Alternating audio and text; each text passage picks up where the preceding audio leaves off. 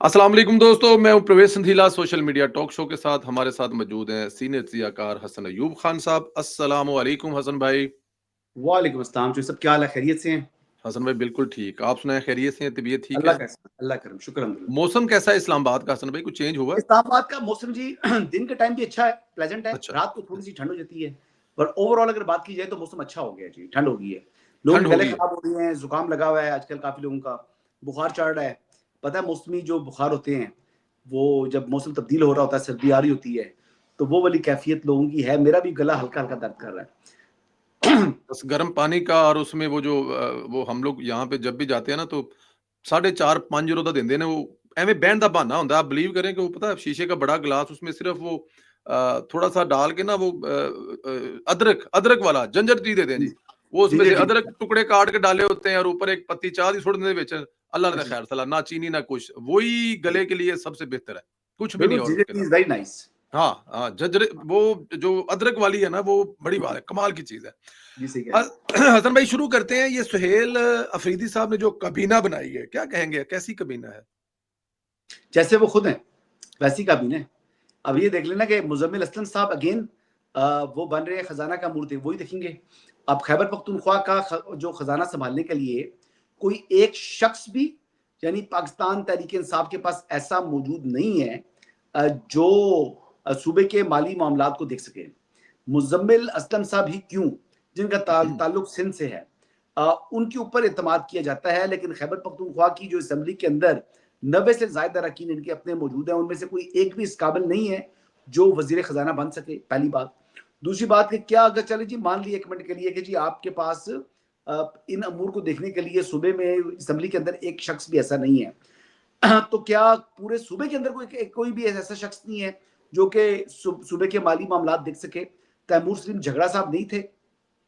आपने फिर मुज़म्मिल असलम साहब जिनका ताल्लुक सिंध से है, उनको इम्पोर्ट किया सिंध से और खैबर पख्तूनख्वा का वज़ीर ख़ज़ाना या मुशीर ख़ज़ाना बना दिया। ये तो मज़ाक कर रहे हैं, ये तौहीन है खैबर पख्तूनख्वा के अवाम की। अब पंजाब का वज़ीर ख़ज़ाना बंदा बैठा हो कराची का, कैसा लगेगा? या सिंध का वज़ीर ख़ज़ाना बंदा बैठा हो, जो है वो खैबर पख्तूनख्वा से, तो कैसा लगेगा? तो यही बात है या बलूचिस्तान से। तो ये वही मज़ाक हो रहा है इस वक़्त सूबे के साथ और खुल्म-खुला हो रहा है जी, सरेआम हो रहा है और कुछ जब इन पर तनकीद की जाए तो डिफेंड भी करते हैं ऊपर से। यानी शर्म नाम की चीज़ नहीं आती, शर्म तो उनके पास से नहीं गुज़री।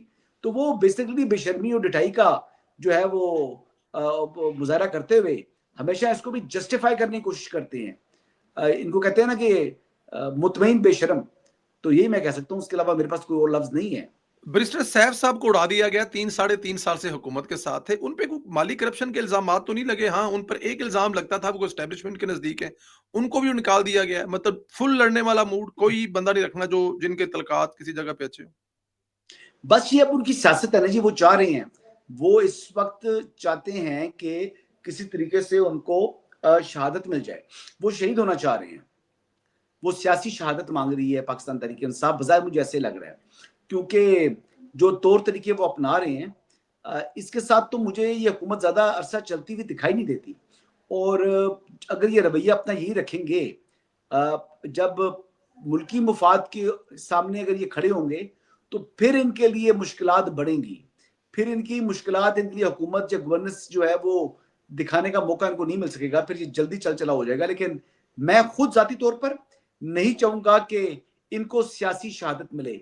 मैं तो चाहूँगा कि ये दोबारा अपनी नाअहली और नालायकी जो है, वो अब पूरे जो है वो 4 साल मज़ीद जो रहते हैं, तकरीबन पौने 4 साल, वो मुकम्मल करें, ताकि इनकी हमेशा के लिए छुट्टी हो जी वहाँ से। करते-कराते कुछ है नहीं। मज़ामत के नाम के ऊपर इंतशार फैलाते हैं। जमहूरियत के नाम के ऊपर जो है वो शब खून मारते हैं। जमहूरियत तो नहीं है ना जी। क्या सूबे के अंदर कोई एक शख्स भी ये सूबाई वज़ीर ख़ज़ाना बना सकते थे? जमहूरी तकाज़ा तो ये था कि केपीके के ही अवाम की ही जो है वो मुंतखब बंदा खैबर पख्तूनख्वा के ही जो है वो जो माली मामलात को देखे। लेकिन माली मामलात के लिए उन्होंने सिंध के बंदे को बिठा दिया है। और दूसरी बात जी। जी। जी, जी। अच्छा इसी में ही ऐड कर लें जो आप कह रहे थे चीज़। एक सोशल मीडिया पे एक एक और मतलब कि बहस चल रही है कि पूरी कैबिनेट में कोई खातून वज़ीर नहीं है और वो कहा जा रहा है कि हमारी तो उन्होंने कोई खातून एमपीए मुंतखब ही नहीं होने दी, तो वज़ीर कहाँ से बना है? क्या ये जायज़ है पाकिस्तान तहरीक? क्यों कह रहे जी हमारी तो ख़तून कोई मुंतखब होने दी नहीं है। जेयूआई में और पीपी में और नून लीग में सीटें बाँट दी हमारी।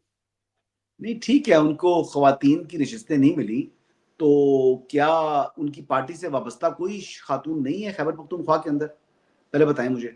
आप वो मशीर बना सकते हैं जैसे मतलब मुज़म्मिल अनुषा असलम साहब रहमान हैं। साहिबा अनुषा रहमान साहिबा सेनेटर हैं, क्या वो पंजाब की काबीना का हिस्सा नहीं है?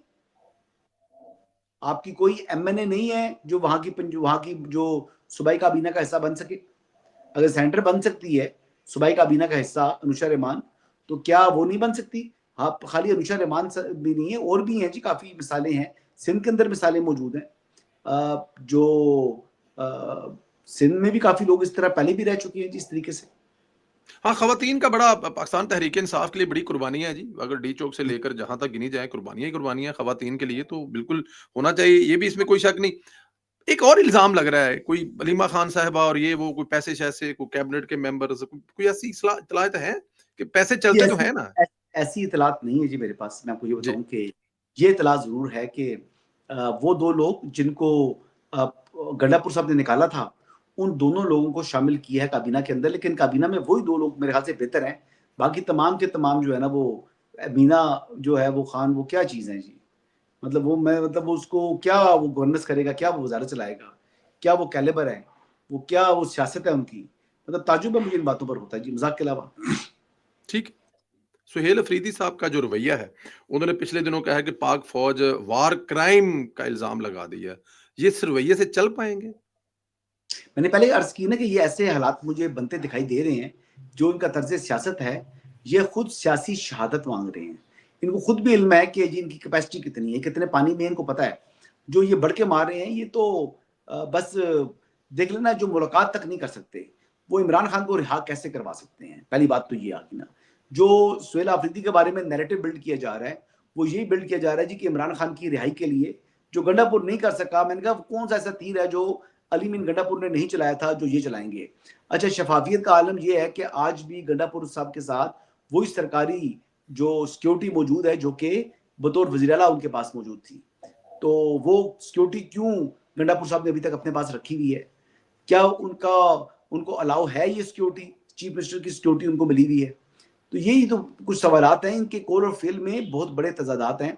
इनकी बातें सुनते रहें, ये लफ़ाज़ी है, ये लफ्ज़ी जो है वो जमा खर्च करते हैं, लेकिन अमली तौर के ऊपर ये बहुत बड़े कहते हैं जी कि बेज़ाब्तियाँ करने वाले लोग हैं। इस तरीके से जिस तरह इमरान अहमद न्याज़ी साहब ने करप्शन और करप्ट प्रैक्टिस की थी, माफ़ कीजिएगा, जिस तरह इमरान अहमद न्याज़ी साहब ने करप्शन और करप्ट प्रैक्टिस की और आज उनको 14 साल की सज़ा हुई हुई है। तो बज़ाहिर मुझे यही लगता है कि तहरीक इंसाफ का हर एक रुकन जो है वो यही ठान चुका है कि हमने भी अपने कायद के नक्शे कदम पर चलते हुए करप्शन और करप्ट प्रैक्टिस के अंदर जो है वो मुलविस होना है। और यही मुझे उम्मीद है इस नई काबीना से भी कि करप्शन और करप्ट प्रैक्टिसेस होंगी, करप्शन अरूज पर होगी जिस तरह पिछली गवर्नमेंट थी। वही सारे तौर तरीके होने हैं। और आज अगर आप देखें तो एक वायरल हुआ है क्लिप जलाल खान साहब का जो कि एमपी हैं, जिनका ताल्लुक मुस्लिम लीग नवाज से है। अब वो तो कह रहे थे जी कि आप जो इस्लामाबाद के अंदर आपने एहतजाज के लिए 2-3 मरतबा आप आए हैं, आप हेरोइन यानी पाउडर और चर्स की भरी हुई गाड़ियाँ स्मगल की हैं आपने, उनको ट्रांसपोर्टेशन की है। और ये इल्ज़ाम पहले एक दफ़ा गवर्नर खैबर पख्तूनख्वा ने भी, जो फैसल करीम कोहली साहब है, उन्होंने भी आयद किया था अली मीन गंडापुर के ऊपर। तो ये दिहाड़ियाँ लगाने वाले लोग हैं जी, ये पैसे माल पानी बनाना है इन्होंने, लुटो, लुटो और लुटो। ठीक है। अभी आपने कहा कि 14 साल की सज़ा काट रहे हैं, जेल में जो कैदी हैं, तो उनसे मुलाकात हो पाएगी? क्योंकि ज़ाहिर है आशिक और मशूक का मामला है। वैसे ये क्या किसी जेल रूल में है कोई आशिक अपनी मशूक से या मशूक आशिक से, अब देखें ना वो यही बताते हैं कि आशिक हैं और इस किस्म की मुलाकात होगी? मियाँ बीवी की मुलाकात तो है जी, जेल नहीं, रूल्स के अच्छा अंदर तो वो होती होगी वहाँ पे मियाँ-बीवी की मुलाकात? कभी-कभी हो जाती है। नहीं, नहीं, अब नहीं ये आप खबर दें ना कि क्या वहाँ पर अंदर जी, बुशरा मियाँ-बीवी बेगम की बुशरा बेगम की इमरान खान साहब से मुलाकातें हुई हुई हैं। अच्छा जेल के अंदर जो है वो एलिजली मुलाकातें हुई हुई हैं अंदर। हुई हुई हैं जी। तो ये जो बाहर वाला आशिक है इसकी मुलाकातें होगी? मुश्किल लग रहा है जी, ये मुलाकात शायद कोई नहीं है। अच्छा जी इस ये वक़्त मुश्किल है ये नहीं, मुलाकात होनी नहीं है अभी। वाह जी वाह! ये यानी कि अंदर मुलाकात के इस वालों टाइम तक आप समझ लें कि 1% भी इम्कान नहीं है इस मुलाकात का। 1% भी इम्कान नहीं है मुलाकात का, ये आप बड़े बावसूख इस हैं। कब वक़्त तक नहीं है? महीना, 2, 4, 6? आज आज तो यही है जी, आज तो यही है, मुलाकात नहीं है, अगले हफ्ते भी यही है कि नहीं है। हाँ। अब तौर तरीके बदलें, कुछ पॉलिसी बिल ही बन के दिखाएं, फिर शायद मुलाकात हो जाए। अच्छा, समझ गए जी। सर क्या कहेंगे ये तालिबान के साथ जो मुज़ाकरात हैं वो कतर में भी वही रिज़ल्ट निकला कि अगली बैठक में करेंगे, फिर अगली बैठक तुर्किया में हुई, वहाँ पर काफ़ी मतलब कि एक दफ़ा तो लगा था कि फिर हम लोग बॉर्डर पे हैं, फिर दोबारा जहाज़ से उतारे गए, फिर आगे 5-7 दिन का टाइम दिया गया। क्या देख रहे हैं फ्यूचर? क्या मसला क्या है तालिबान का? देखिए, बात ये है कि अगर आज आप चेक करें, तो थैंक यू हैबतुल्लाह, ये टॉप ट्रेंड कर रहा है पाकिस्तान के अंदर। ठीक है जी। आप बताइए क्यों कर रहा है? ये सुप्रीम कमांडर है अफ़गानिस्तान के मुल्ला हैबतुल्लाह, जी। इनके हक में ये ट्रेंड क्यों चला है? हुँ। ये कौन चला रहे हैं जो ट्रेंड? हम जो इस वक़्त अफ़गान जर्नलिस्ट रिपोर्ट कर रहे हैं, हुँ, उनके मुताबिक ये है कि जो फितरतुल ख़ारिज का जो सीनियर लीडर था, जो कल जिसको जन्म हासिल किया गया है, मुफ्ती मज़ाहिम, हुँ। इसकी लोकेशन जो है वो हैबतुल्लाह साहब ने भेजी है जी। तो ये एक बेसिकली सीबीएम किया उन्होंने, और इसके बाद वो मारा गया यहाँ पर। तो यही बात हुई है कि ये इसलिए टॉप ट्रेंड भी कर रहे हैं इस वक्त पाकिस्तान के अंदर, थैंक यू हैबतुल्लाह। तो यही बात आगे से जो अफगान जर्नलिस्ट हैं, उनका ट्वीट भी है, अगर आप मुझे कहते हैं तो मैं देख कर भी आपको बताता हूँ उनका नाम भी। मैं नाम उनका भूल गया हूँ। ये नाम है जी उनका, असल में इनके नाम काफी मुश्किल है।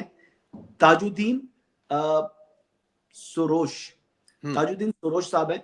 हुँ, हुँ। इन्होंने ये ट्वीट किया हुआ है, और वो कहते हैं कि the Taliban and the Pakistan are back at negotiation table in Istanbul. Interestingly, when they return to the negotiating table, Pakistan kills the deputy leader of Tehreek-e-Taliban Pakistan, Mufti Muzahim, in Bajor. It assumed that the Taliban revealed his location to Pakistan in order to gain trust. Now, with the deal over the TTP deputy leader, it is not likely that the two sides will reach an agreement, at least for the short term. It's not unlikely that the two sides will reach an agreement, at least for a short term. वो उस time उन्होंने कह दिया था कि ये अब हो जाना है। ये कल 3:10 पर उन्होंने ये ट्वीट किया था। बिल्कुल ठीक है और उसके बाद मतलब शॉर्ट टाइम के लिए ये हो भी गया है, लेकिन फ्यूचर क्या देख रहे हैं? क्या हिंदुस्तान का डेफिनिट अब 3 ग्रुप हैं शायद तालिबानों के और उनके आपस के मसाइल 5-7 पर्सन पे इलाके पे उनके हुक्म वगैरह चलता है। फ्यूचर देख रहा है, पाकिस्तान कहाँ जा रहा है, किस तरफ जा रहा है? देखिए, हमारे लिए तो स्ट्रेटेजिकली हमने दोनों चैनल्स के ऊपर जो है रहना है। हम अपनी जो सरहदों की हिफाजत है वो तो करनी करनी है, लेकिन डिप्लोमेटिकली भी हमने उनसे डील करना है ना जी। हमारे साथ अगर वो ताउन करेंगे तो हम भी उनके साथ ताउन करेंगे। वो हमारे साथ सिंसियर रहेंगे, हम भी उनके साथ सिंसियर रहेंगे। वो हमारे साथ अगर दहशतगर्दी करवाएंगे तो फिर हम उसका रिएक्शन देंगे। ये तो बड़ी सिंपल, हमारा एक बड़ा स्ट्रेट फॉरवर्ड किस्म का पाकिस्तान ने अब आगे से रवैया रखना है। एक सीबीएम अगर उन्होंने किया है, अगर किया है, मैं खाली कह रहा हूँ कि ये अफगान जर्नलिस्ट, ये बात जो है ताजुद्दीन साहब, वो ये बात कह रहे हैं ना, तो अगर तो ऐसा है, और इसी तरीके से अगर वो हमारे साथ ताउन करते हैं, जो कि उन्होंने एग्रीमेंट में कहा है कि हम ताउन करेंगे, एलिमिनेट करना है उन्होंने दहशतगर्दों को, और इनकी जो यहाँ पर जो उनकी रूट्स हैं कि जो अफगानिस्तान के अंदर, और उनको हमने टारगेट करना है, और वो हमारे केपी और बलूचिस्तान के अंदर दाखिल ना हो सके। हम तो यही ख्वाहिश कर रहे हैं उनसे, हमारी तो यही डिमांड है। हम और उनको ये तो नहीं कहते कि हमें इतना आप डॉलर्स दे दो, हमारे साथ ये करो वो करो। तजारत आपकी होती है पाकिस्तान के जरिए। इंडिया के साथ अगर आपने तजारत करनी है तो थ्रू पाकिस्तान आपने ट्रांजिट करना, आपको हुँ, जाना पड़ेगा हुँ, आप गुड्स को। हुँ, ऐसे हुँ। तो नहीं हो सकता ना फिर मामला। इसमें बड़ी मुश्किलात हैं हसन देखें हमें पाकिस्तानियों को शायद वो महसूस ना हो रहा हो क्योंकि हमारी जो ट्रेड है लेकिन हिंदू जो अफगानिस्तान का ट्रेडर है चाहे वो पाकिस्तान कुछ भेज रहा है जिसमें वो आपके मेवा जात हैं आपका सेब है आपके अंगूर हैं आपका अनार है कंधारी वो बड़ी मुश्किलात में है क्योंकि जारी इधर से उधर नहीं जा रहा है इधर से तो उनके लिए बड़ी मुश्किलात हैं तालिबान से वो भी तंग है चले एक चीज जरा और बताएं कि नरेंद्र मोदी ने फिर आज जलसे में खड़े होकर तड़ी लगाई है कि घर में घुसकर मारेंगे क्या करे बेचारा, पोलिटिकल कैपिटल उसका खत्म हो चुका है। अब उसने यही बातें करनी है, और क्या करेगा? उसके पल्ले बचा क्या है? ट्रंप ने तो उसको इतना जलील कर दी है, प्रेसिडेंट ट्रंप ने इतना। हालांकि डिफेंस पैक्ट अपनी जगह, लेकिन नरेंद्र मोदी की जो सियासत है वो तो तबाह करती है। लेकिन जो डिफेंस एग्रीमेंट्स होते हैं ना, ये चीजें आपको, जो आज आप एग्रीमेंट साइन कर रहे हैं, आप आज ऑर्डर करेंगे ना, 2 साल बाद आपको चीजें मिलेंगी, 3 साल बाद मिलेंगी। हम्म तो ये अगला तो हमारे तो रिसेंट टाइम के लिए तो कोई चक्कर नहीं है। वो अच्छी शॉपिंग करता है, पैसा खर्च करता है, जो अमेरिका ने अपनी जो चीजें वो बेचनी है, हम ये कह दें कि जी अमेरिका ने अपना सामान क्यों बेचा इंडिया को, तो वो तो उनकी इंडस्ट्री तबाह हो जाएगी। उन्हें सामान बेचना ही बेचना है। उनकी बिल्कुल। डिफेंस प्रोडक्शन जो है वो खासी जो है वो नुकसान में जा रही है, स्पेशली अब जिस तरीके से चाइनीज डिफेंस प्रोडक्शन की हुँ, जो इंडस्ट्री है उसने खासा गेन किया है मार्केट। तो अब यूरोपियन मार्केट है ऑलरेडी पहले से कंपेटिटर थी, अमेरिका और यूरोप का मुकाबला था, अब बीच में तीसरा भी आ गया फ्रीक। तो हर एक ने अच्छा मजबूत जो पैसे वाला ग्राहक है वो ढूंढना है, और इंडिया एक अच्छा ग्राहक है जी, सच्ची बात कहूं तो मैं। इंडिया उसका अच्छा ग्राहक है। मौलाना फजल मान साहब को किस बात का गुस्सा है सर? मैं बड़ा उनका फॉलोवर हूँ, लेकिन कल बड़े नामुनासिब अल्फाज़ कहूँ तो मेरे ख्याल में जायज़ होगा मेरा ये सवाल, मरियम बीबी के बारे में, खातून के बारे में। क्या वो ज़ेब देते हैं मौलाना साहब को? क्यों गुस्सा है? किस बात का गुस्सा है? ये चच्चा भतीजे का मामला है जी। वो तो मरीम नवाज आज भी जो है वो मौलाना साहब का बड़ा बेहद एहतराम करती हैं, इस टाइम भी। ये और वो करती हैं ना, मौलाना साहब ने जो वो कहा है वो कोई तो बड़ा गैर वो मुनासिब है। कोई जवाब नहीं देंगी मौलाना फजल जी, रहमान साहब को, बिल्कुल ठीक है। ये मैं आपको बता दूं। बिल्कुल ठीक है। मरीम नवाज शरीफ साहिबा ने चौधरी निसार साहब को कभी जवाब नहीं दिया, अगर आपके इल्म में हो तो। जी, मैं चौधरी बिल्कुल साहब एग्री को करता कभी जवाब नहीं दिया। तो उनकी तरबियत ही ऐसी है, इतनी मतलब वो बड़ों के एहतराम करने वाली, और एक डिसिप्लिन, और फैमिली के अंदर भी एक डिसिप्लिन है। बड़े छोटे का जो है ना लिहाज और एहतराम है। बड़ा अगर अ, थोड़ी सी सख्त बात करेगा तो छोटा उसको दिल पे भी नहीं लेगा। तो मौलाना साहब के साथ जो उनके इश्यूज हैं, जो मौलाना साहब ने बात की है सख्त, वो हीट ऑफ द मोमेंट था। दोबारा मौलाना साहब भी मेरे नहीं ख्याल इस किस्म की बात करेंगे, रिपीट करेंगे। मौलाना भी उनको बेहद पसंद करते हैं। इख्तलाफात उनके कुछ हैं जी, मौलाना साहब के इश्यूज हैं। मौलाना साहब जो लेकिन है वो वो, चचा के साथ हैं या भतीजी के साथ हैं? देखिए जी वो मियाँ साहब के साथ नहीं है, नवाज शरीफ साहब अच्छा के जी, साथ ठीक चचा है, ठीक, भतीजी, और जो ठीक, उनके जो वालिद हैं वो तमाम एक ही हैं जी, कोई फर्क नहीं ठीक है है, उनमें, ठीक है, उनमें कोई ठीक फर्क है, नहीं है। ये मौलाना फजल रहमान साहब इस बात को समझते हैं। ये बात मैं भी समझता हूँ कि जो शीन मीम ये बातें करते हैं या एन की बातें करते हैं, सब फजूल बातें हैं। दे आर वन फैमिली जिसके अंदर डिसिप्लिन है।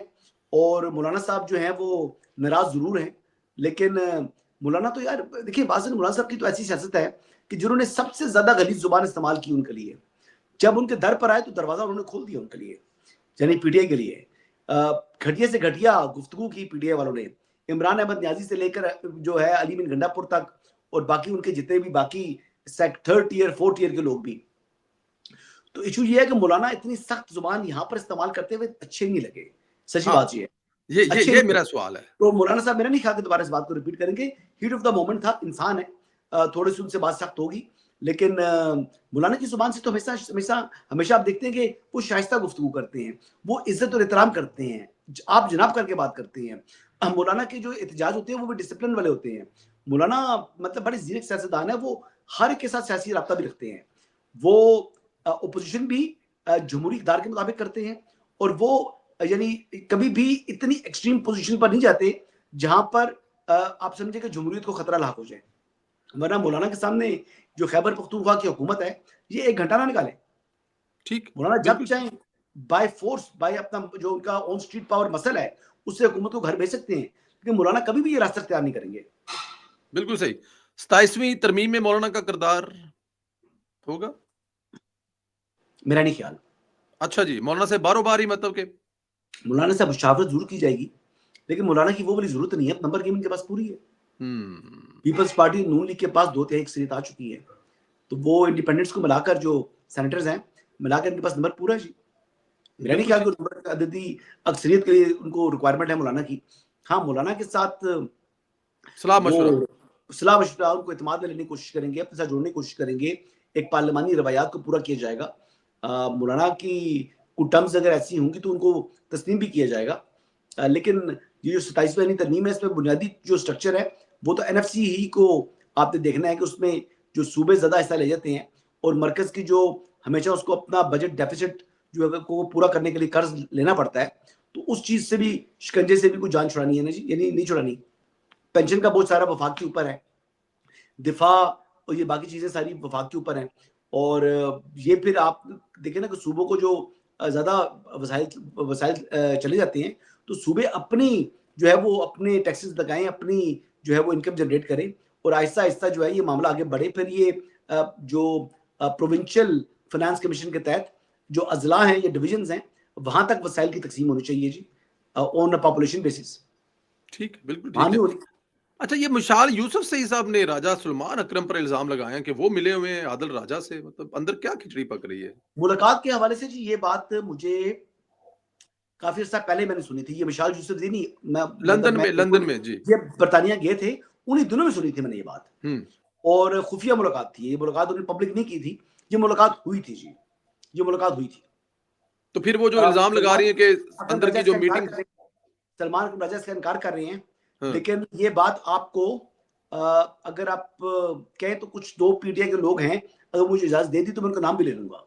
हुँ। उन्होंने मुझे बताई थी। ठीक ये है, बात ठीक। मैं आपको बता सकता हूँ कि ये मुलाकात के हवाले से आज जुमे का रोज़ है और मैं आपको ये बताऊँ कि मैं बिल्कुल अल्लाह को हाज़िर-नाज़िर जान के बता रहा हूँ कि ये बात मुझे पहले बताई गई है। हुँ, हुँ, 1 हुँ। माह पहले बताई गई थी। तो इसी बिहाफ़ पर जो है मुशाल यूसुफ से इल्ज़ाम लगा रही हैं कि जो आदिल राजा अंदर की खबरें देता है मीटिंग्स की, कि वो आदिल राजा बता रहे हैं, क्योंकि वो माज़ी में उनके वहाँ से मिलते रहे हैं। तो ये इस वजह से वो शायद फिर। मेरा नहीं ख्याल कि बहुत ही करीब दोस्ती जाराना है। हुँ, सलमान अख्तर साहब को इतने मीठे आदमी नहीं है कि वो जाराना लगा ले। सलमान अख्तर साहब की मुलाकात यकीनी तौर पर ये मैंने सुना था उस वक़्त भी कि हुई है। लेकिन सलमान अकरम राजा का के ऊपर जो ज़्यादा उनको इश्यू है विशाल को, वो इश्यू बड़ा ऑब्वियस है। देखें, बुशरा बेगम की और अलीमा खानम की नहीं बनती हुँ। और मिशाल यूसुफ़ज़ई जो है वो बुशरा बेगम कैंप है और जो सलमान अकरम राजा साहब हैं, वो अलीमा खानम कैंप हैं। ये 2 ख़वातीन की आपसी लड़ाई है, लेकिन इस वक़्त आप लड़ाई देख रहे हैं बिटवीन सलमान अकरम राजा एंड मिशाल यूसुफ़ज़ई। दोनों ही जो है अपने-अपने ग्रुप के साथ वफ़ादार हैं। और अगर ये बात करें तो जो बुशरा बेगम ग्रुप के अली इमरान साहब हैं, जो लॉयर है, बैरिस्टर अली इमरान क्या नाम है उनका, उनके साथ भी इन्होंने वैट डाला हुआ है। जो वैट डाला हुआ है, जो आलिया हमजा हैं, उनके खिलाफ जो साजिशें चल रही हैं, वो भी इसी वजह से कि वो बुशरा बेगम ग्रुप है। तो ये बुशरा बेगम ग्रुप के जो दिन जो है वो इस वक्त खासे परेशान कुन जो है वो चल रहे हैं। अलीमा खानम ने पार्टी के ऊपर गिरफ्त मजबूत कर ली है और अलीमा खानम जो है इस वक्त पार्टी को डोमिनेट करती हुई हैं, इवन के यहाँ तक के सुहेल आफरीदी भी उनसे बिगाड़ कर सर्वाइव नहीं कर पाएंगे। तो इसलिए उनको अगर पार्टी के अंदर अपनी ऐसी ही रेपुटेशन रखनी है जैसी आजकल उनकी बनाई जा रही है, तो उनको फिर अलीमा खानम को खुश रखना पड़ेगा और उनको खुश करने के लिए ही उन्होंने आज जो काबीना अनाउंसमेंट से पहले अलीमा खानम से भी मुलाकात की थी। एक बात। वाह! दूसरी बात ये है कि जो सोशल मीडिया टीम है, जी। उसका जो जबरान इलियास है, वो भी मुकम्मल मुट्ठी के अंदर है अलीमा खानम की। तो इमरान खान साहब तो एक तरफ कहते हैं कि जी मेरी फैमिली जो है वो उसका सियासत से कोई ताल्लुक नहीं है। यहाँ पर तो कहते हैं कि मोरूसियत की सियासत को पीटीआई के अंदर कोई जगह नहीं है, वो ये फरमाते थे। तो मोरूसियत की सियासत ये है ना जी, एक कभी बहन का एक ग्रुप बना हुआ है, एक जो है वो एहलिया का ग्रुप बना हुआ है, वो आपस में लड़ रहे हैं, अपने गंदे कपड़े जो है बीच चौराहे के अंदर लाके धो रहे हैं। इमरान खान का यहाँ तक कि सुप्रिंटेंडेंट अडयाला जेल को लिखा हुआ जो एक लेटर है, उस लेटर के अंदर टेम्परिंग की गई है। उसमें पहला नाम है जी जो हामिद खान साहब का, दूसरा नाम है अली जफर साहब का, तीसरा नाम था बैरिस्टर गौर साहब का, फिर चौथा अपनी जो टेम्परिंग से हैंड राइटिंग करके सलमान अकरम राजा साहब का नाम लिखा गया है। वो पेन ही मुख्तलिफ है, वो राइटिंग ही मुख्तलिफ है। और ये आप देख लें, यहाँ पर इस तरह की चीज़ें चल रही हैं। जो खत में क्या कहा जी कि मेरी मुलाकातों के हवाले से और मेरे मुकदमात के हवाले से ये लोग जो है डिसाइड करेंगे। सलमान अकरम राजा। अच्छा, अभी आपने हामिद खान का नाम लिया, उन्होंने आपके दोस्त नईम हैदर पंचोता पर इल्ज़ाम लगाया कि ये एजेंसियों के बंदे हैं। क्या कोई है इत्तला एजेंसियों के बंदे? नहीं, नहीं, वो नेम हैदर करनी जी, वो बेसिकली बात हो रही है जी, वो इंतज़ार है हैदर पंचोता, क्योंकि उन्होंने आईएलएफ के अपने जो उम्मीदवार खड़े कर दिए, जिससे उनके अपने ग्रुप को अब आईएलएफ का जो है ना वो वोट नहीं मिलेगा। वो वोट जो है वो उनके पंजाब बार के इलेक्शन।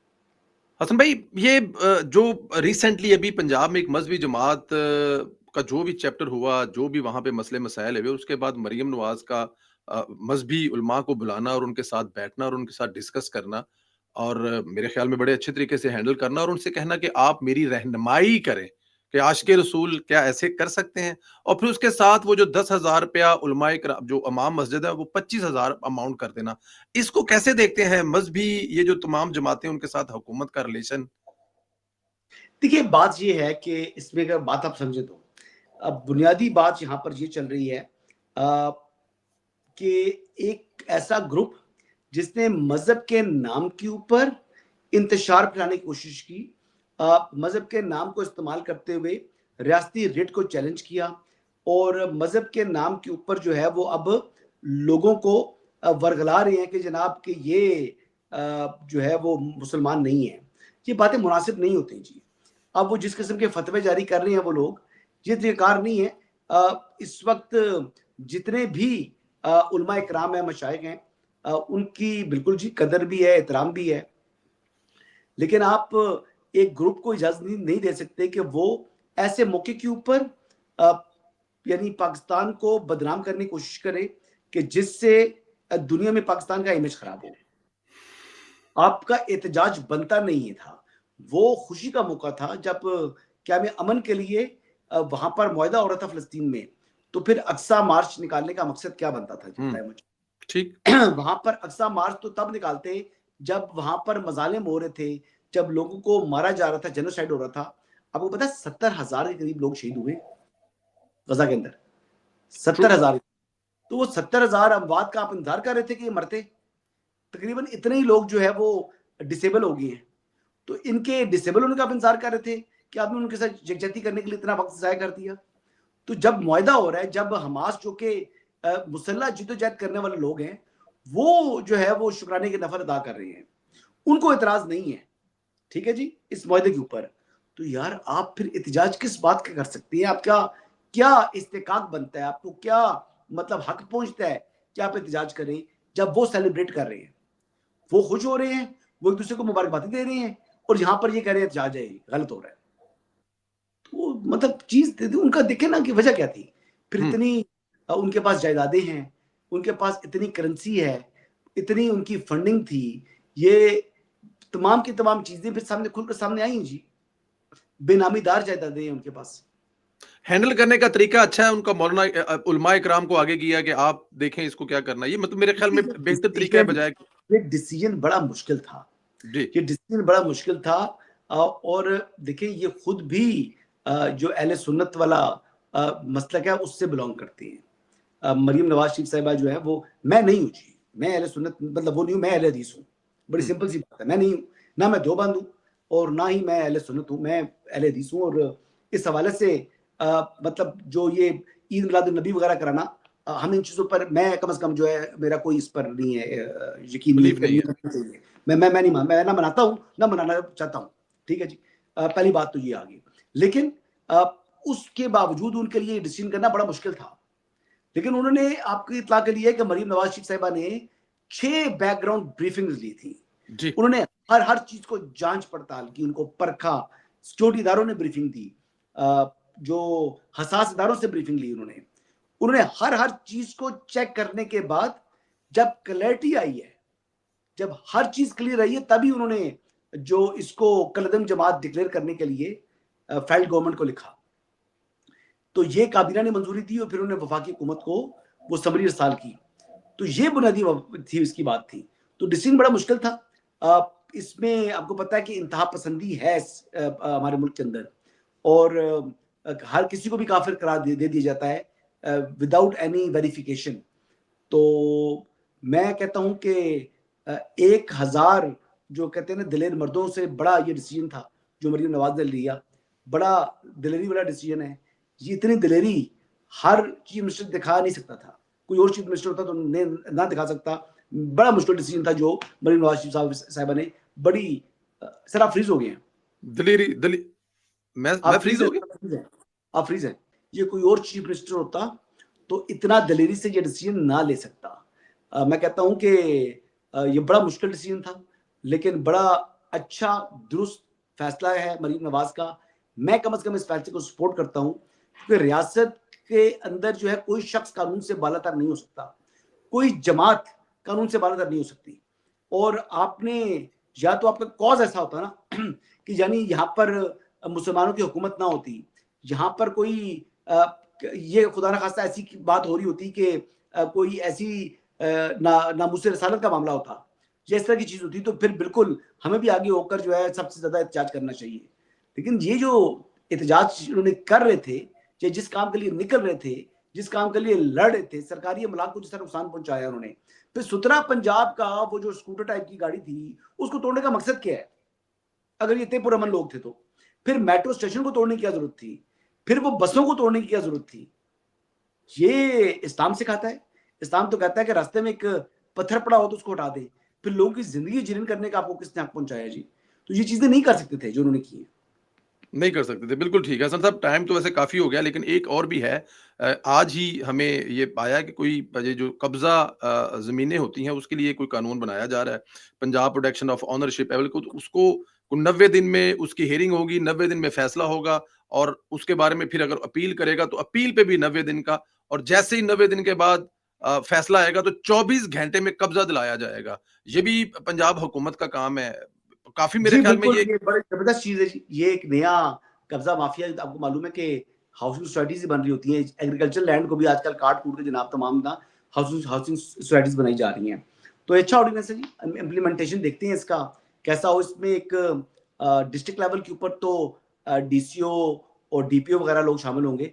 लेकिन जी, फिर उसकी जो अपील होगी वो मामला हाई जाएगा कोर्ट के रिटायर्ड हाई कोर्ट के जो जज है उस पर उसकी सरबराही में या एक वन रुकनी होगा या एटलीस्ट एक हेड जरूर होगा जो कि हाई कोर्ट का जज रहा हो, ट्रिब्यूनल का सरबराह होगा डिवीजन की सतह के ऊपर।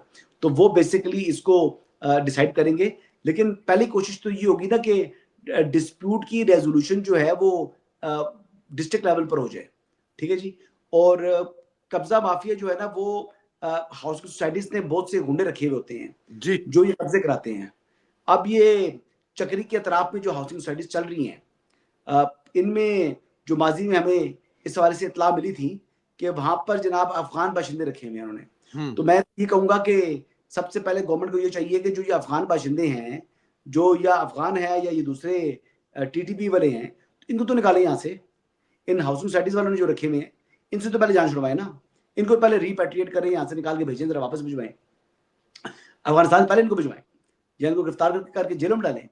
तो ये स्टेट विद इन स्टेट नहीं चल सकती। और ये कब्जा माफिया के ओवरऑल जो गरीब आदमी की जमीन को हथियाते हैं ये तरीक़ाकार मुनासिब नहीं है। तो इनको इनके खिलाफ सख्ती होनी चाहिए जी। आई फुली सपोर्ट दिस जो लॉ है जो नया आ रहा है और इस पर अमल दरामद अच्छे तरीके से कराएं ताकि गरीब आदमी की जमीन को जायदाद को तहफ़्फ़ुज़ फराम हो सके। और ये जो एक बहुत बड़ा प्रॉब्लम है और ये भी बड़ा एक हिम्मत का काम है जो मरियम नवाज़ करने जा रही है। हसन भाई हमेशा की तरह बहुत शुक्रिया, सलामत रहें, खुश रहें।